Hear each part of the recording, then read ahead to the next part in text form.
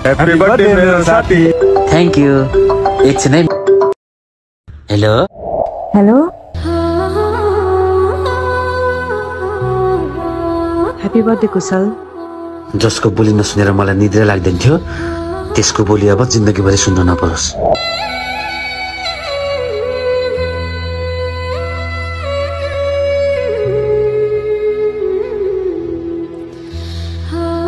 कसको फोन?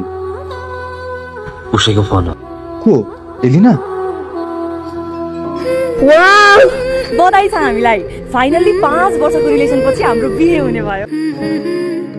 कुशल तिमी मलाई बिहेपछि पनि यस्तै खुसी राख्छौ। बरु म आफै रोएर बसौँला तर तिम्रो ओठबाट मुस्कान कहिले नि टाढा हुने दिने छैन।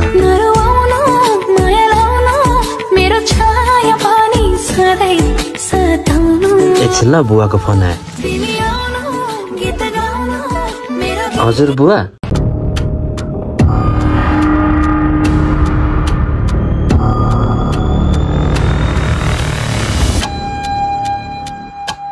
के भन्नुभयो बुवाले?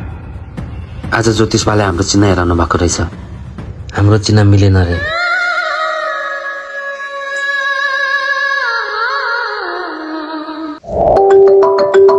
ओ फेरि फोन गरे।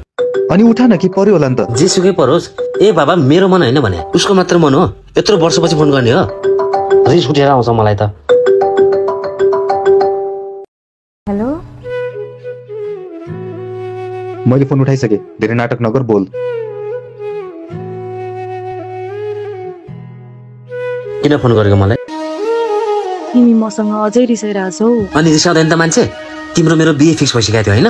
जहाँ अब चिन्ह मिलेन भनेर तिमी मलाई छोडेर जाने? मैले घरमा सबैलाई फकाइसकेको थिएँ। उहाँहरूले हुन्छ तिमीसँगै बिहे गरेर दिन्छु भन्नुभएको थियो। त्यही भएर मैले तिमीलाई मेसेज गरेको थिएँ, फोन गरेको थिएँ। तर तिमी मलाई ब्लक गरेर गायब भयो। हुँदा हुँदा तिमीले मलाई छोडेर अर्कैसँग बिहे गरेर गयौ। अनि के गर्नु त? माया त मैले तिमीलाई नै गर्थे। तिमीसँगै जिन्दगी बिताउँछु भन्ने सोचेको थिएँ। तर मैले मेरो आमा बुवालाई मनाउन सकिनँ। म परिबन्धमा परे कुशल। घरबाट कि त त्यो केटालाई रोज कि हामीलाई रोज भन्नुभयो। त्यसैले तिमीबाट टाढा भएर अर्कै केटासँग बिहे गर्न बाध्य भए।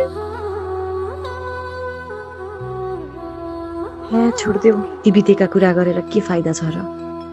अनि साँच्ची तिमीले पनि बिहे गर्यो गरे है? गरेको। कस्तो चलिरहेछ त म्यारिड लाइफ? ठिकै चलिरहेछ। हामी धेरै खुसी छौँ। अनि तिम्रो नि? मेरो पनि ठिकै छ। 5 वर्षकी छोरी छ। ए अनि बुढा चाहिँ कहाँ हुनुहुन्छ नि? हाम्रो डिभोर्स भइसक्यो। के रे? डिभोर्स भइसक्यो रे? तिम्रो त घरबाट त्यही केटासँग चिना हेराएरै बिहे गराइदिएको थियो होला नि त होइन? भनेपछि कसरी डिभोर्स भयो? माया गर्नलाई मन मिल्नुपर्छ, चिना होइन। तिमीले एकचोटि भए पनि मलाई त्यही बेला भेट्नु पर्थ्यो। तिमीले मलाई फोन गर्न एकदमै ढिला गर्यो एलिना। Take care. तू भी क्या याद रखेगा, जाहिर ने तेनू छोड़ दिया।